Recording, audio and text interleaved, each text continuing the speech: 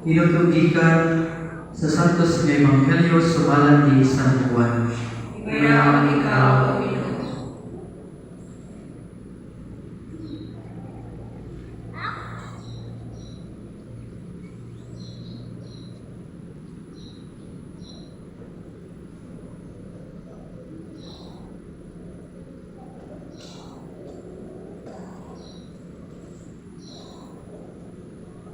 Sa pagkagabi na niadtong Dominggoha, nagtigom ang mga tinunan sulod sa luwa, kung itrangkahan nila ang putahan, kay nahalok man sila sa mga kadagkuan sa mga Hudiyo.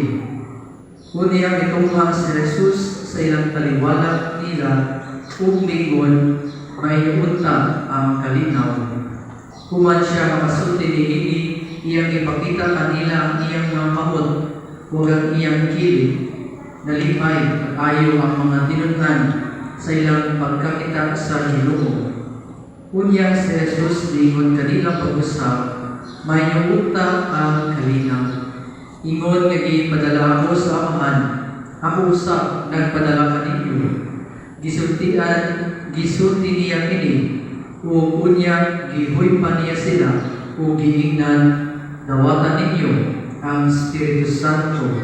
Kung pasayloon ninyo ang mga sala sa mga tao, di pasaylo kini. Kung ang ilang mga sala, dili ninyo pasayloon, dili usab kini pasayloon. Si Tomas, nangingantan kaluha, usa sa napulong duha katinunan, wala mahiuban kanila sa pag-anhang ni Jesus. Busa isugitan siya sa ubang nga mga tinunan, nakita namo ang Ginoo. Si Tomas mingon kanila, gawas ko makita ko kung ikatapiwan ang akong tudlo sa inagihan sa malansang niya sa iyang kamot, kung mahikap ko ang samat sa iyang kilid, dili ako mutuo. Kuman mo labayan mo sa kasimana, nagtigong na usap ang mga tinunan sulod sa lawa, kung nahiuban ang kanila si Tomas. Nitrangkahan ang mga putahan, apan mitungha si Jesus kung ibarog sa taliwala nila kung lingon, mainyungunta ang kalinaw. Unya lingon sa siya kang Tomas, tanawa ang akong kamot o hikapakini. Hikapausap ang samad sa akong kilid, tuong o ayaw na pagduha-duha. Si Tomas lingon kaniya, Ginoo ko o Diyos ko. Unya lingon si Jesus kaniya, bituo ka ba tungod kay nakakita ka kanako? Bulahan ka tumutuo, bisan walang makakita kanako.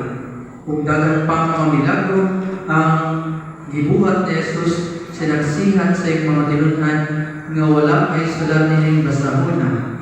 Apan gisulat kini, aron kamo mutuo nga si Jesus mao ang Mesiyas, ang anak sa Dios. Kung pinaagi sa mong pagtuo, makabaton kamo kung kinabuhi diha sa iyang ngalan. Mga isuon ang Ebanghelyo sa Ginoo. Dahil ikaw, O Kristo.